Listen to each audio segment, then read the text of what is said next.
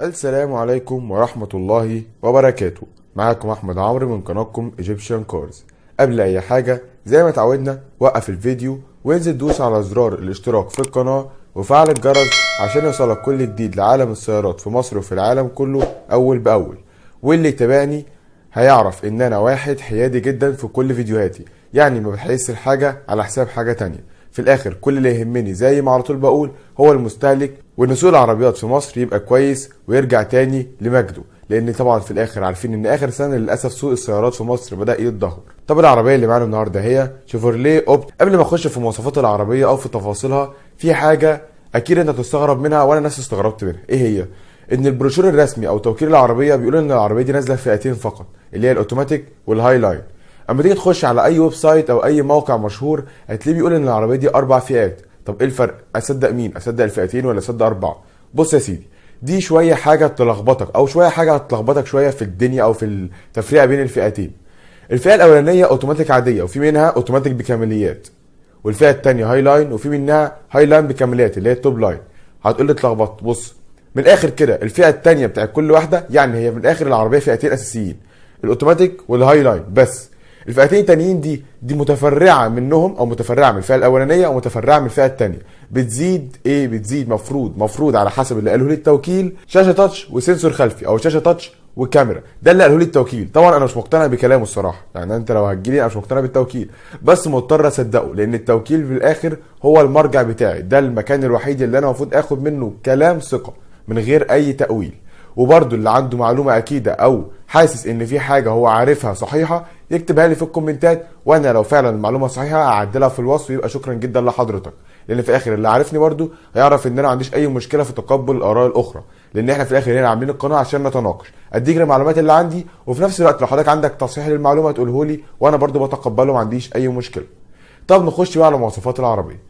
الموتور بتاع العربيه دي 1500 سي سي، طبعا دفع امامي للعجلات، بيطلع 110 حصان عند 5800 لفه في الدقيقه، و146 نيوتن متر من العزم ما بين 3600 لفه في الدقيقه لحد 4000 لفه في الدقيقه.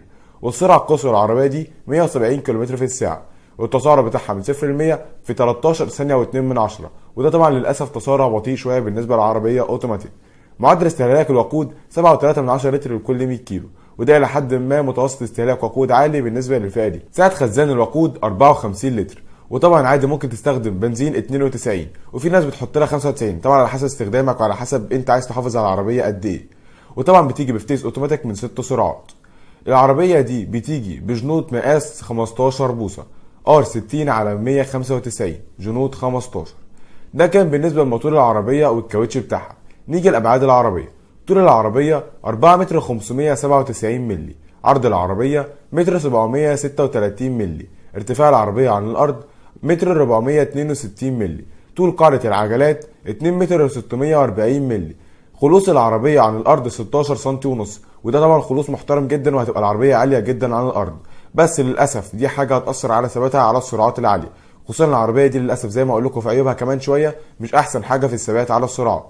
سعة الشنطة الخلفية 405 لتر، ودي برضو إلى حد ما شنطة كويسة بالنسبة للفئة، أي نعم مش واسعة قوي بس في نفس الوقت مش ضيقة قوي.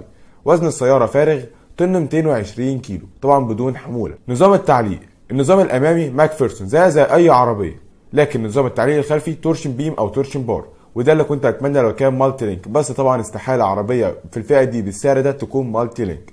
انظمه الامان بتاعه العربيه والى حد ما مش وحشه، بس برضه في نفس الوقت مش قويه قوي.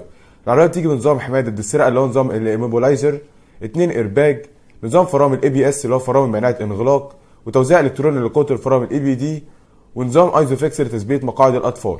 وزي ما قلت لك حساسات الركن الخلفيه موجوده في الفئه الثانيه بتاعه كل حاجه، يعني الفئه الاولى اللي هي التفريعه بتاعتها الثانيه، والفئه الثانيه اللي هي التفريعه بتاعتها الثانيه.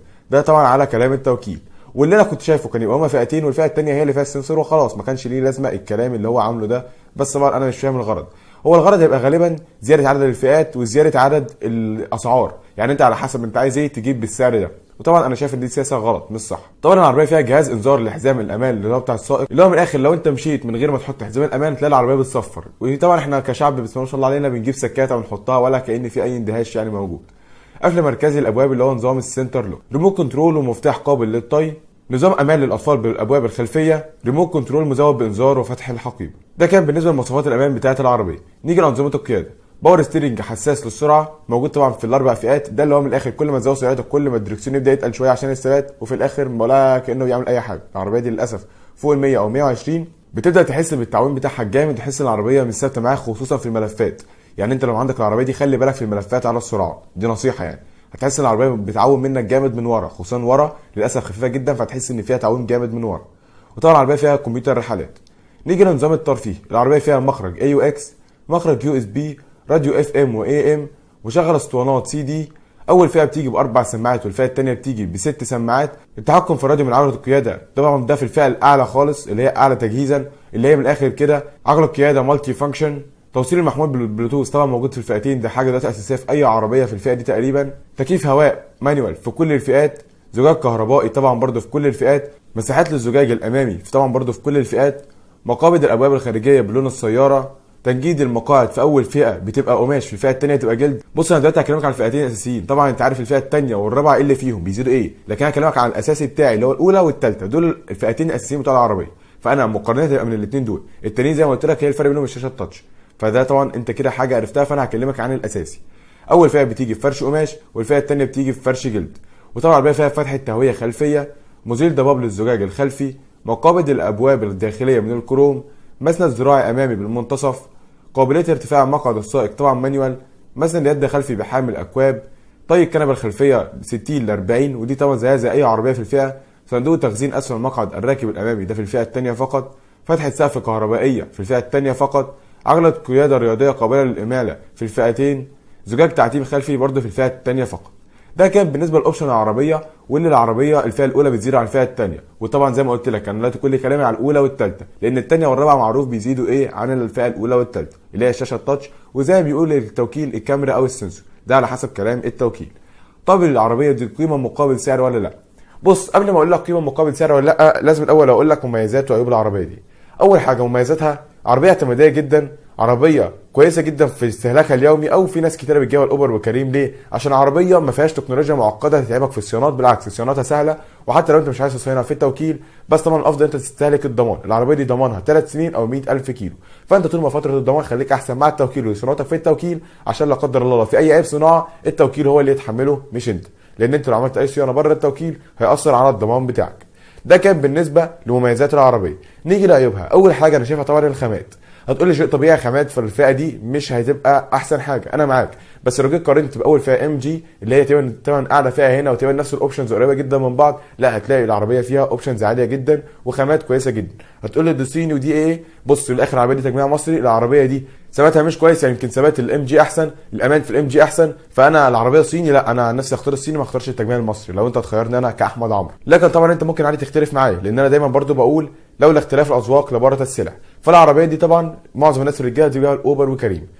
نيجي لتاني عيب اللي انا شايفه عيب بقى قاتل، هو ثبات العربيه.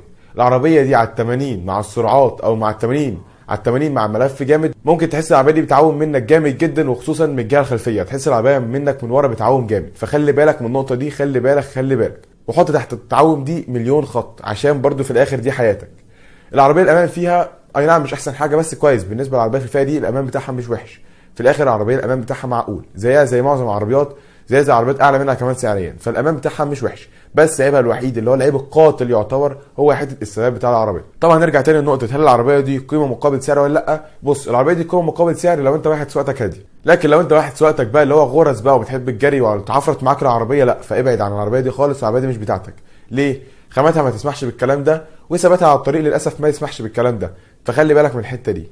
ده كان نهايه الفيديو بتاعنا النهارده، اتمنى يكون الفيديو عجبكم. كان معاكم احمد عمرو من قناتكم ايجيبشن كارز، والسلام عليكم ورحمه الله وبركاته.